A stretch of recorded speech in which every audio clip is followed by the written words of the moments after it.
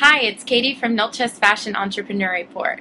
We're bringing you daily videos to make business easy for the fashion-minded. Today, I'm with Dave Young with Paragon and Wealth Management, and he'll be teaching us today how to start a business with no capital. Thanks for joining us, Dave. Thanks for having me, Katie. So, if you don't have any startup capital, what are some ways to finance your business on an ongoing basis? Yeah, well, it's obviously a tough way to go, but a lot of people have done it, and a lot of people have been successful with it. It's not ideal, but I mean, I've known people financing their business from credit cards, for example, just because that's a source of cash and then come up with, and it's high interest rates, and it's not ideal. But if they're pretty committed, they can make it work. The other options are family members. You know, if you have a family member that believes in what you're trying to do and wants to back you, friends.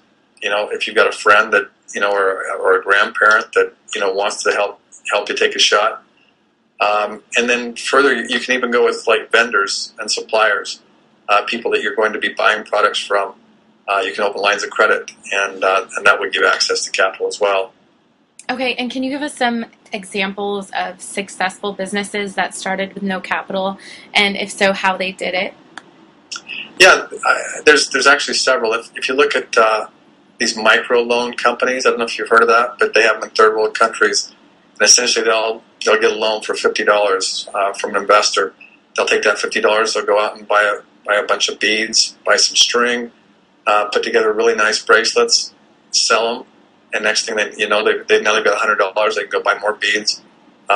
They make a profit every time they turn it over, and so next thing you know, they've got a couple $100. Next thing you know, they've got $300 to buy their beads, and before you know it, they've got a successful business going. That happens thousands and thousands of times, mostly in third world countries, but the economics apply here too.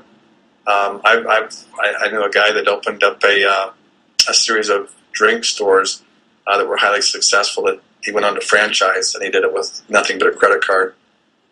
My first business, I started with $500, and I sold it later for $100,000. So it's definitely possible.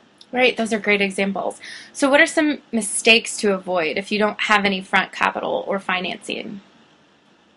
Some mistakes to avoid? Well, just the biggest mistake is spending money places where you shouldn't be spending it. I mean, you've got limited capital. Every dime counts. You've really got to prioritize, and you've got to make sure that you don't spend money in places where it's just going to vaporize.